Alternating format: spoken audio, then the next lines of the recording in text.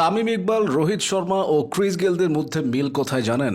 তাদের কারো ফিটনেস ভালো না, তবুও তারা পাওয়ার হিটার। ঠিকমতো দৌড়াতে পারেন না, অথচ ছক্কা হাঁকান বিশাল বিশাল। ক্রিস গেইল ও রোহিত শর্মারা সিঙ্গলস ডাবলসের থেকে বাউন্ডারি হাঁকান বেশি স্বাচ্ছন্দ্যে। তামিম ইকবালও এমন ধাঁচের। কায়রন পোলার্ড তো জায়গায় দাঁড়িয়েই বলকে সীমানা ছাড়া করেন। ফিটনেসকে বুড়ো আঙুল দেখিয়ে বোলারদের শাসন করা কিছু ব্যাটসম্যানকে দেখে নিন। প্রথমে আসবে ইউনিভার্স বসের কথা।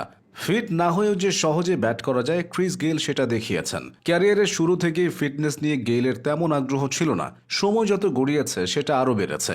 মেদযুক্ত শরীর নিয়ে তিনি 22 গজে রাজত্ব করেছেন। 3 ফরম্যাটে ওয়েস্ট ইন্ডিজের প্রতিনিধিত্ব করেছেন দীর্ঘদিন। হয়েছেন ফ্র্যাঞ্চাইজি ক্রিকেটের ফেরিওয়ালা। ক্যারিয়ারের শেষ দিকে গেইলের দৌড়াতে না পারা নিয়ে বেশ আলোচনা সমালোচনা হয়েছে।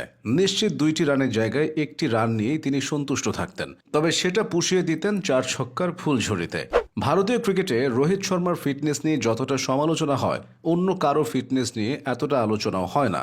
বয়সের সাথে সাথে রোহিতের শরীরটা ভারী হয়েছে, অন্যদের মতো তিনি ফিটনেস ধরে রাখতে পারেননি।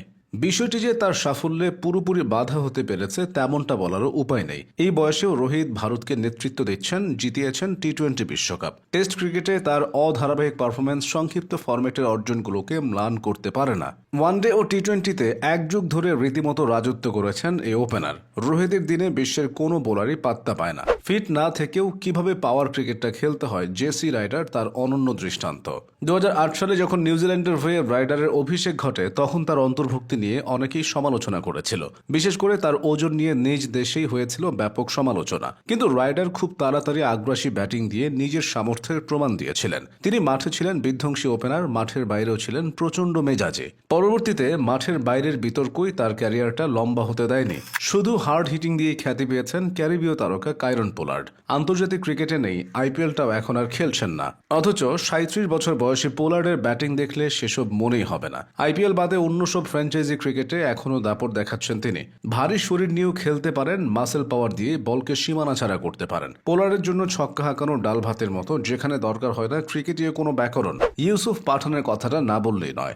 ভারতের জাতীয় দলে খুব বেশি লম্বা হয়নি তার ক্যারিয়ার, তবে আইপিএলে কলকাতা নাইট রাইডার্সের হয়ে বলার মতো অনেক কিছুই করেছেন ইউসুফ।